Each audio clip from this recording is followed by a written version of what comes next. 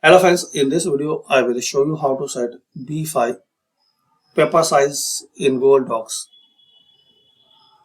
So open Google Docs, open any browser.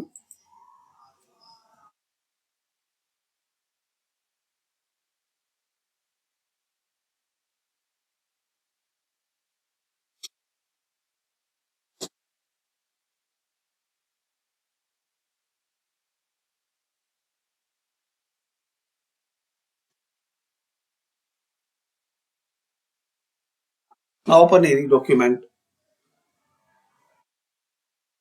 Now file, wait for a few seconds. Now page setup and here select B5, this one.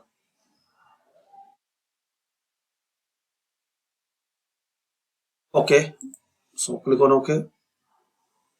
You want to set as default, so you have to click on default also. So select paper size B5 and set as default. So thanks for watching. This is the method guys to set B5 paper size in Google Docs.